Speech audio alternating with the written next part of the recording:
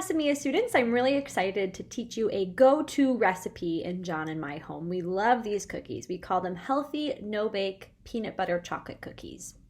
Part of what makes them healthy is that they don't have any kind of granulated sugar in them. So we don't use a white sugar or a brown sugar.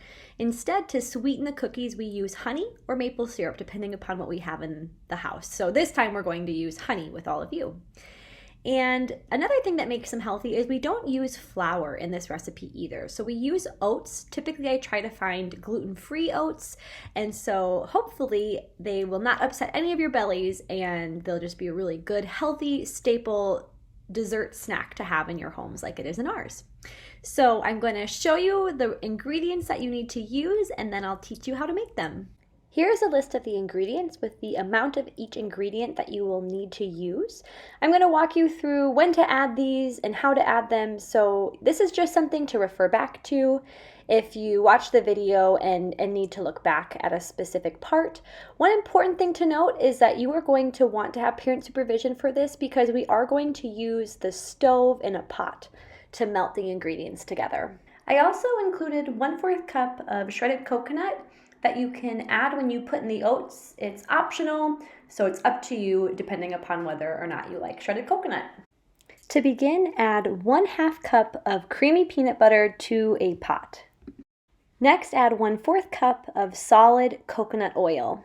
Next, you will want to put your pot with the ingredients on the stove over low heat. So you can see here I have a really small flame.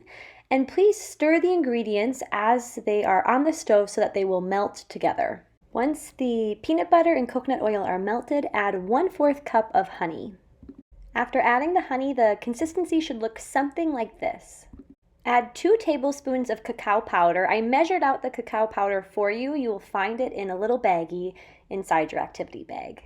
I decided to save the baggies and put the oats in with the cacao powder as well. So you can add the oats at this point too, or try to pick around the oats and just add the cacao powder. Truly, it doesn't matter either way. It will be delicious.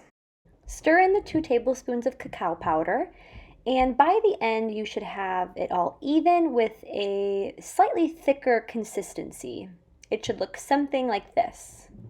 Next, add 1 teaspoon of vanilla extract and a pinch of salt. You can see me just putting a tiny bit in.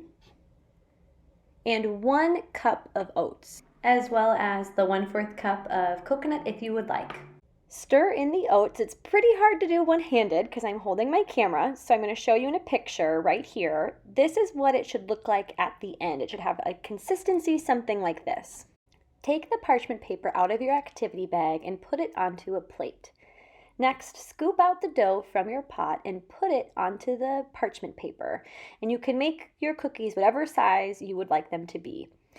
Then you're going to place them in the refrigerator to cool for about 20 to 30 minutes. Once your cookies are solid, they're ready to eat, and I promise you they're going to go quickly. Enjoy!